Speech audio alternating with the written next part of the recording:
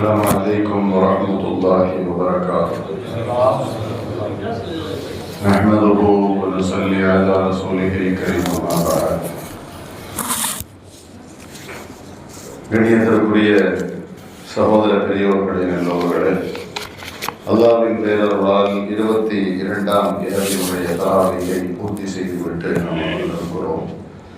அல்லாஹு தஆலா அவனுடைய ரஹ்மத்தை நம் மீது ஒன்றாத குறையாத பொழிவானாக. புனித இரவுகளின் வாயிலாக நரக விடுதலை வழங்கும் நாயன் அந்த பட்டியலில் நம் யாவரையும் சேர்த்தருள் புரிவானாக.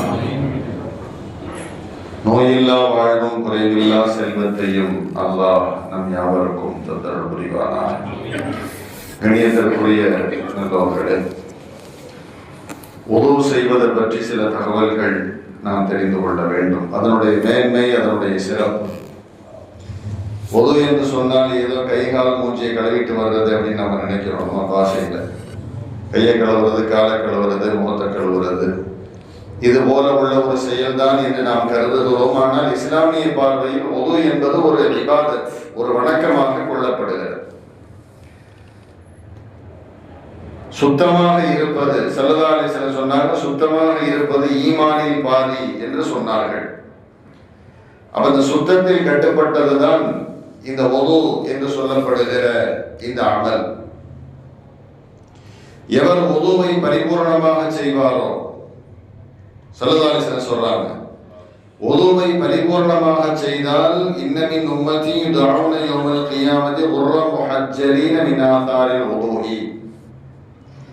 வுதுவை எவர் பரிபூர்ணமாக செய்வாரோ மறுமை நாளில் அவர் இப்படி அழைக்கப்படுவார். எப்படி? வுது செய்ததன் காரணமாக முகம் கைகால்கள் எல்லாம் பிரகாசமானவர்களே என்று அவர் மறுமை நாளில் அழைக்கப்படுவார். எனவே எவர் தன்னுடைய அந்த பிரகாசத்தை அதிகப்படுத்திக் கொள்ள பிரியப்படுகிறாரோ அவர் வுதுவை பரிபூர்ணமாக செய்யட்டும் என்று நபிகள் பெருமானார் ஸல்லல்லாஹு அலைஹி வஸல்லம் அவர்கள் அருளினார்கள். கண்ணியத்திற்குரிய சகோதர பெரியவர்களே, அப்ப இதுல இருந்து என்ன விளங்குதுன்னா, வுது என்பது ஒரு இபாதத். ஏதோ முகம் கைகால கழுவுறது அப்படின்னு ஸல்லல்லாஹு அலைஹி வஸல்லம் சொல்லிட்டு விடல. மறுமை நாளில் இதனால் பிரயோஜனம் இருக்கிறது. அவருடைய முகம் கைகால்கள் எல்லாம் பிரகாசமாக அவர் வருவார் அப்படின்னு ஸல்லல்லாஹு அலைஹி வஸல்லம் சொல்றாங்க. அது மட்டுமல்ல, வுது செய்துவிட்டு ஒருவர், பெருமானார் ஸல்லல்லாஹு அலைஹி வஸல்லம் சொல்றாங்க, வுது செய்துவிட்டு ஒருவர் துஆ ஓதினால், என்ன துஆ? அஷ்ஹது அல்லா இலாஹ இல்லல்லாஹ் வ அஷ்ஹது அன்ன முஹம்மதன் அப்துஹு வ ரசூலுஹு அல்லாஹும்ம ஜஅல்னி மினத் தவ்வாபீன் வ ஜஅல்னி மினல் முத்ததஹ்ஹிரீன் வ ஜஅல்னி மின் இபாதிக்கஸ் ஸாலிஹீன் என்ற இந்த துஆவை வுது செய்துவிட்டு ஓதினால் அவருக்காக வேண்டி சொர்க்கத்தில் உள்ள 8 வாசல்களும் திறக்கப்படுகிறது. அவர் எந்த வாசல் வழியா சொர்க்கத்துக்கு போகணும்னு நினைக்கிறாரோ போய் கொள்ளலாம், ஸல்லல்லாஹு அலைஹி வஸல்லம் சொல்றார். அப்ப முகம் கைகால் கழுவுவது என்பது சாதாரணமானதாக இருந்தால் சொர்க்கத்தின் வாசல்கள் அங்கு திறந்து கொள்ளாதே. அப்ப சொர்க்கத்தின் வாசல் திறக்குது அப்படிங்கிறாங்க வுதுவின் மூலமாக. அப்ப வுது என்பது ஒரு இபாதத் இஸ்லாமிய மார்க்கத்தின் பார்வையில். நிறைய பேர் இப்படி சொல்லுவாங்க. என்ன சொல்லுவாங்கன்னா, நான் தூங்கிக்கிட்டே இருந்தேன், திடீர்னு முடிச்சுட்டேன். யாரோ வந்து கழுத்தை பிடிச்சி நெருக்கிற மாதிரி இருந்துச்சு, யாரோ மேலே ஏறி உட்காந்து என் மூஞ்சி அமுக்கிற மாதிரி இருந்துச்சு. நிறைய பேர் அதுக்கு வந்துடும். நிறைய பேருக்கு அந்த மாதிரி பிரச்சனை வந்திருக்கலாம். அது மருத்துவ ரீதியாக சில காரணங்கள் சொல்லப்படும். ஆனாலும் கூட பரவலாக பலருக்கு இந்த மாதிரி பிரச்சனை தூக்கத்தில் நிறைய இருக்கும். ஏன் அப்படின்னா அவரிடத்தில் சுத்த குறைவு இருக்கிறது அப்படின்னு அர்த்தம். சுத்த குறைவு இருந்தால் அது போன்றுள்ள செயல்பாடுகள் தூக்கத்தில் ஏற்படும். யாரோ வந்து அமுக்கிற மாதிரி, யாரோ வந்து மூச்சை பிடிச்சி நெரிக்கிற மாதிரி. ஸல்லல்லாஹு அலைஹி வஸல்லம் சொல்றாங்க, இதற்கு வுது செய்வதுதான் தீர்வு. படுக்கும் போது வுது செய்யணும். படுக்கும் போது வுது செய்துவிட்டு படுப்பதால் இது போன்றுள்ள இடையூறுகளில் இருந்து நாம் பாதுகாக்கப்படுகிறோம். படுக்கும் போது சுத்தமா படுக்கணும். ஸல்லல்லாஹு அலைஹி வஸல்லம் சொல்றாங்க, அன் பாத்த தாஹிரன் பாத்த ஃபீ ஷிஆரிஹி மலக்குன். அதாவது ஒரு மனிதன் வுது செய்த நிலையில் அவன் உறங்கும் பொழுது அவருடைய உடலில் இணைந்து கொண்ட நிலையில் ஒரு மலக்கும் சேர்ந்து உறங்குவாராம். மலக்கு எப்படிப்பட்டவங்கன்னா சுத்தமா இருந்தாலும் கிட்ட வருவாங்க. இல்லைன்னா வரமாட்டாங்க. பள்ளிவாசலுக்கு வரும்பொழுது கொஞ்சம் நறுமணத்தோட வரணும். உணவு உண்டதினுடைய அந்த துருவாடை, பச்சை பூண்டு சாப்பிட்டதால் ஏற்படுகிற ஒரு விதமான துருவாடை, பச்சை வெங்காயம் சாப்பிட்டதால் ஏற்படுகிற சில வாடைகள், அல்லது இவர் 2-3 நாள் குளிக்கல, இவருடைய உடல்ல இருந்து ஒரு விதமான துருவாடை வீசுகிறது. இதெல்லாம் என்னன்னு சொன்னா மலக்குமார்கள் அவரை கண்டு வெறுண்டு ஓடுவார்.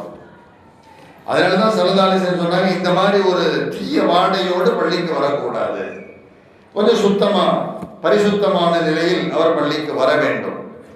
அப்போ ஸல்லல்லாஹு அலைஹி வஸல்லம் சொல்றாங்க, எவர் ஒருவர் ஒது செய்து விட்டு உறங்குவாரோ அவருடைய உடலை இணைந்தவாறு ஒரு மலக்கும் உறங்குகிறார். மலக்கு உறங்குறாருன்னு சொன்னா அவர் இரவை கழிப்பார், அவரோடு சேர்ந்து அந்த இரவை கழிப்பார்.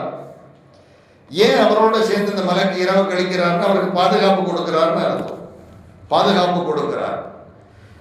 அவர் தூக்கத்திலிருந்து விழித்ததும், இடையில திடீரென்று தூக்கத்திலிருந்து விழித்ததும், யா அல்லாஹ் உன்னுடைய இந்த அடியானை மன்னிப்பாயாக, ஏனென்றால் இவன் ஒதுவோடு உறங்கினான் என்று அந்த மலக்கு அவருக்காக வேண்டி துஆ செய்வார். அப்போ ஒது செய்த நிலையில் ஒருவர் உறங்குகிறார், அவரோடு மலக்கும் இருக்கிறார். திடீரென்று அவர் விழிக்கும் பொழுது மலக்கு அவருடைய நன்மைக்கு துஆ செய்கிறார், யா அல்லாஹ் இவருடைய குற்றத்தை மன்னிச்சிரு. ஏன் தெரியுமா? இவர் ஒதுவோட உறங்கினார். அப்போ மலக்கினுடைய துஆவை பெறுகிற ஒருவர் தூக்கத்துல பதறி விழிப்பாரா? கழுத்தை பிடிச்சி நெரிக்கிற மாதிரி, மூஞ்சை பிடிச்சி அமுக்கிற மாதிரி, தலையணையை வச்சு மூஞ்சை நெரிக்கிற மாதிரி, இந்த மாதிரிலாம் வருமானம் வராது. ஏன்? மலக்கினுடைய துஆவுக்கு அவர் ஆளாயிட்டார். அதனாலதான் படுக்கும் பொழுது உது செய்து விட்டு படுக்க வேண்டும் என்று சொல்லப்படும். இன்னொரு ஹதீஸ்ல ஸல்லல்லாஹு அலைஹி வஸல்லம் சொல்றாங்க, மாமின் முஸ்லிமின், எந்த ஒரு முஸ்லிம் உது செய்து திக்ர் செய்து பிறகு உறங்கி அவர் இரவில் ஏதேனும் ஒரு நேரத்தில் கண் விழித்தார், உது செய்தார், திக்ர் செய்தார், பிறகு இரவு உறங்கினார், பிறகு இரவு நேரத்தில் அவர் கண் விழிக்கிறார், ஏதோ ஒண்ணுக்கு ரெண்டுக்கு எழும்பினார், அப்போ அந்த நேரத்தில் அவர் இம்மை மறுமையினுடைய நன்மையை நாடி ரப்பிடத்தில் துஆ செய்தால் அவருடைய துஆ ஒப்புக்கொள்ளப்படும். நான் சொல்றாரு, தூக்கத்தில் இருந்து அவர் விழித்தவுடன் துஆ செய்கிறார். எப்ப? உது செஞ்சுட்டு படுத்தார், உது செஞ்சுட்டு படுக்கிறார், இடையில விழிக்கிறார், ஏதோ ஒரு தேவைக்காக விழிக்கிறார். அப்படி விழித்தவுடன் படுக்கையில உட்கார்ந்து தன்னுடைய கவலைகளை எல்லாம் நினைத்து துஆ செய்கிறார். ஏன்னா மனிதனுக்கு எத்தனையோ கவலை இருக்கிறது, சஞ்சலம் இருக்கிறது, அதெல்லாம் நினைச்சு தூக்கத்துல விழிச்ச உடனே அந்த சிந்தனை வரும். அந்த நிலையிலே அவர் துஆ செய்தால் ஸல்லல்லாஹு அலைஹி வஸல்லம் சொல்றாங்க, அவர் இம்மை மறுமையினுடைய நன்மையில் எதை கேட்டாலும் அல்லாஹ் கொடுப்பான். ஆனா ஷர்த் என்னன்னா அவர் உதவோட தூங்கி இருக்கணும். உதவோடு அவர் உறங்கி இடையில் உதவு முறிந்து விட்டாலும் பிரச்சனை இல்லை, அவர் படுக்கும் பொழுது தூங்கும் போது அவர் உதவோடு இருக்க வேண்டும் என்று ஸல்லல்லாஹு அலைஹி வஸல்லம் அவர்கள் சொல்லுகிறார்கள். அதே போல பெருமானார் ஸல்லல்லாஹு அலைஹி வஸல்லம் சொன்னாங்க, ஒரு மனிதன் தொழ நாடியவனாக, அதாவது தொழ விரும்பியவராக உது செய்ய எழுந்து தன்னுடைய கைகளை மணிக்கட்டு வரை கழுவியதும், என்ன நடக்கும் தெரியுமா? கைகளை மணிக்கட்டு வரை கழுவுறார். உது செய்யும் போது முதல்ல என்ன செய்வாங்க? கையெல்லாம் மணிக்கட்டு வரை கழுவு, அதுக்கப்புறம் தான் முகத்தை கழுவுறது.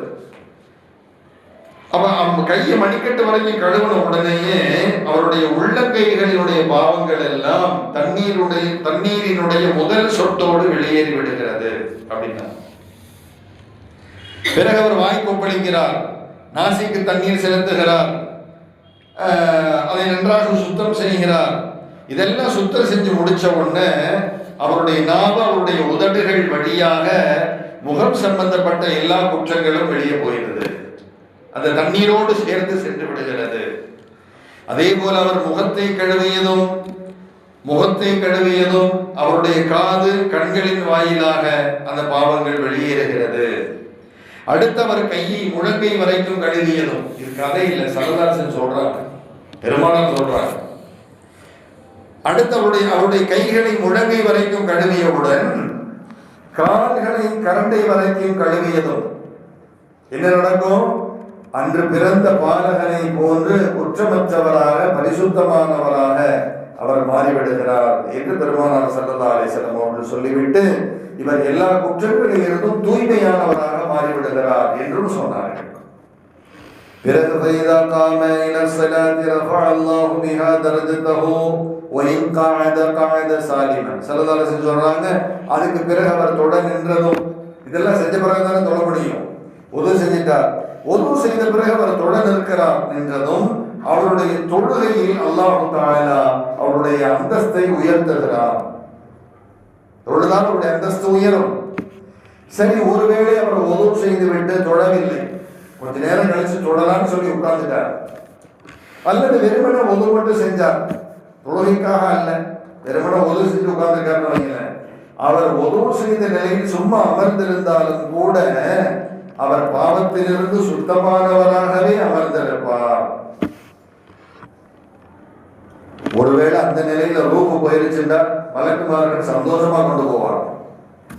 அதனாலதான் ஒரு முஃமின், ஒரு முஸ்லிம் எல்லா நேரமும் சுத்தமாக இருக்க வேண்டும் என்று சொல்லப்படும். சுத்தமா இருக்கிறது அப்படின்னா வெள்ளை வேட்டி வெள்ளை சட்டை கொடுக்கிறது அப்படிங்கிறது பொருள் அல்ல.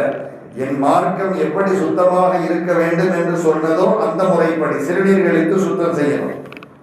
நிறைய பேர் சிறுநீர் கழித்து சுத்தம் செய்யறதில்லை, போற போக்குல அப்படி அடிச்சு விட்டு போயிட்டே இருப்பாங்க. ஏன்னா அவங்க அலுவலகத்தில் வேலை செஞ்சு பழக்கம், அந்த நேரத்தில் தண்ணி இருக்காது, அது இருக்காது, அப்படி தண்ணி இருந்தா கூட அப்படி பழகி போயிடும். அது பெரிய குற்றம். அது சிறுநீர் கழித்து சுத்தம் செய்யாமல் இருப்பது அது அந்த மனிதனுக்கு கபர் வேதனை ஏற்படுத்தும் சொன்னாங்க. கபர் வேதனை ஏற்படுத்தும். பெருமானார் ஸல்லல்லாஹு அலைஹி வஸல்லம் கபரில் அப்படி ஒருவருக்கு வேதனை நடந்ததை கண்களால் பார்த்து அதற்கான ஒரு நிவாரணம் செய்தார்கள். ஹதீஸ்ல வருது.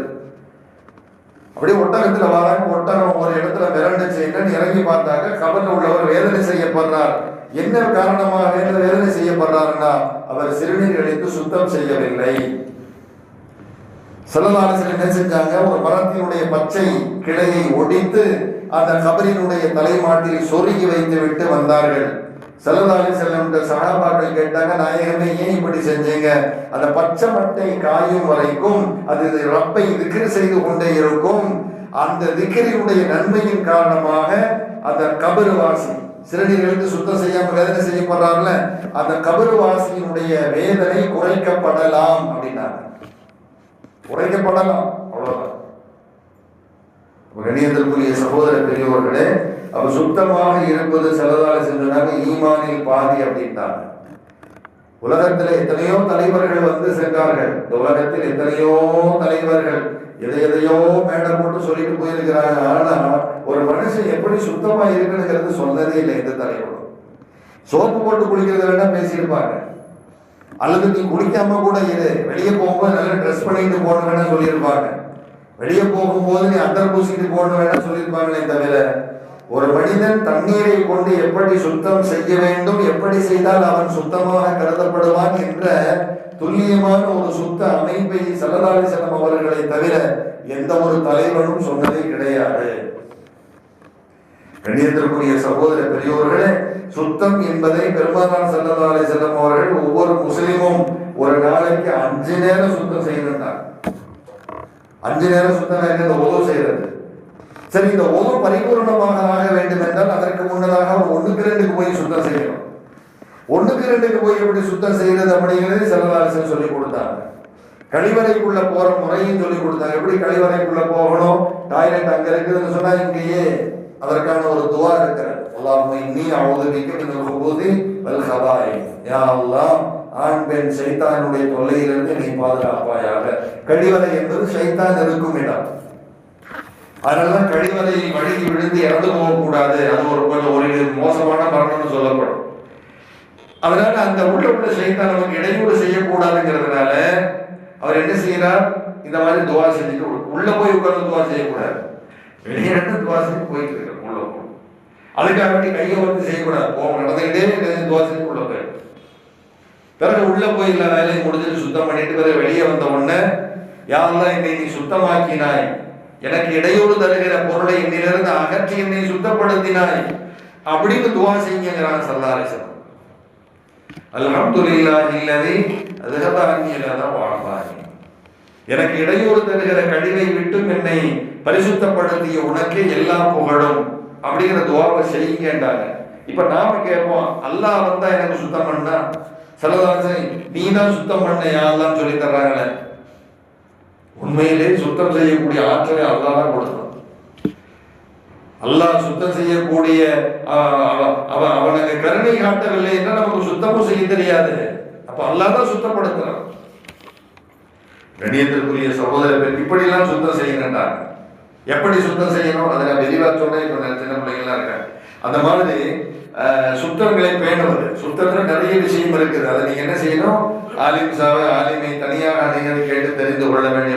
சில பேர் என்ன செய்வாங்கன்னா ஒண்ணுக்கு போய் உட்காருவாங்க, யூரின் போய் உட்கார்ந்துட்டு அவர் தண்ணியை பிடிச்சி எங்க ஊத்துனாருன்னே தெரியல அப்படி வந்துடுவார்.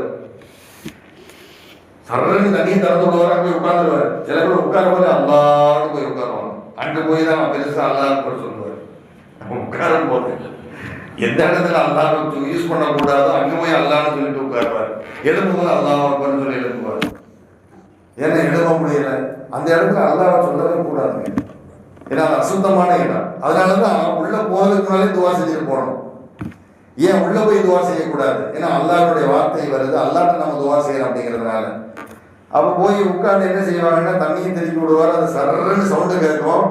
பிறகு இவர் போய் யூரின் அடிப்பாரு. யூரின் செஞ்சு முடிச்ச உடனே அந்த தண்ணியை சலசலன்னு ஊத்துவாரு. எங்க ஊத்துனாருன்னு அவருக்கே தெரியாது, திரும்பி நடப்பார். நடந்து வரும்பொழுது அந்த சிறுநீர் துளிகள் அவருடைய உள்ளாடையில் படும். இது நிறைய பேருக்கு இருக்கிற பிரச்சனை. இது எப்படி இருந்தா ஆகாது அப்படிங்கறத நீங்க அதற்கு தனியாக அணுகி கேளுங்க. அவங்க கணியத்திற்குரிய நல்லோர்களே, இப்படி எல்லாம் சுத்தத்தினுடைய முறைகள் மார்க்கத்தில் சொல்லப்படுகிறது. அதை பரிபூர்ணமா இருக்கு. இல்லைன்னு சொன்னா அதுக்கு பிறகு நாம என்ன அமல் செய்ய போறோம், அதுக்கு பிறகு நம்ம உதவு செய்ய போறோம். அடிப்படை ஒண்ணுக்கு ரெண்டுக்கு இருந்து சரியா சுத்தம் செய்யலனாலே உதவை கூடாது. அப்ப உதவு கூடாம இமாமை பின்னாடி வந்து நிற்கும் போது இமாமுக்கு தடுமாற்றம் ஏற்படும். நான் சொல்றேன், இமாமுக்கு தடுமாற்றம் ஏற்படுவது அவருடைய மனதினால் வரலாம். ஆனால் பின்னால் நின்று தொடரக்கூடிய மக்களினுடைய சுத்த குறை உதவை பரிபூர்ணமாக செய்யாமல் நீங்கள் எனக்கு பின்னால் இருக்கிறீர்கள், எனக்கு தொழுகையில் ஓதுவது தடைபடுகிறது என்றார்கள் சொல்றாங்க. ஒரு நாள் செஞ்சாங்க சொல்றாங்க, சூரத்து நஜ்ம் ஓதுனாங்கன்னு நினைக்கிறேன் ஃபஜ்ர்ல. அப்படி ஓதிட்டு தடுமாற்றம் வந்தது. பிறகு தொழுது முடித்து திரும்பி அமர்ந்து சொன்னார்கள், உங்களில் உள்ளவருக்கு என்ன கேடு ஏற்பட்டது? உதுவை சரியாக செய்யாமல் எனக்கு பின்னால் நின்று தொழுகிறீர்கள், நீங்க உதவு சரியா செய்யாதது எனக்கு தடை ஏற்படுத்துகிறது என்றார்கள். கண்ணியத்திற்குரிய நல்லவர்களே, நான் சொல்ல வருவது அந்த சுத்தம் என்பது நீங்க அதை நம்ம தெரிஞ்சுக்கணும். நிறைய நமக்கு மார்க்கத்தில் நிறைய வயசா இருக்கலாம் அல்லது வயசாகாம இருக்கலாம். எந்த முஸ்லீமா இருந்தாலும் எப்படி உதவு செய்யணும், எப்படி ஒண்ணுக்கு ரெண்டுக்கு போய் கிளீன் பண்ணணும், எல்லாத்தையும் சரதாசன் சொல்லி கொடுத்தார். நம்முடைய மார்க்க சட்ட மேதைகள் அனைத்து விஷயங்களையும் விளக்கி இருக்கிறார்கள். ஏனென்றால் இந்த மார்க்கம் முழுமையானது. இந்த மார்க்கத்தில் எதுவுமே சொல்லாமல் விடுபட்டது என்று யாரும் குறை பேசக்கூடாது. அந்த அளவுக்கு ஸல்லல்லாஹு அலைஹி வஸல்லம் அவர்கள் முழுமைப்படுத்தி சென்றிருக்கிறார்கள். எனவே உதவை பரிபூர்ணமாக செய்து இறையருளை பெறுவதோடு மறுமையில் அந்த ஒளி மிகுந்த கூட்டத்தில் அல்லாஹ் நம் யாவரையும் சேர்த்தவர்கள் புரிவானாக. ஆமீன். அல்ஹம்துலில்லாஹி ரப்பில் ஆலமீன். வஸ்ஸலாத்து வஸ்ஸலாம்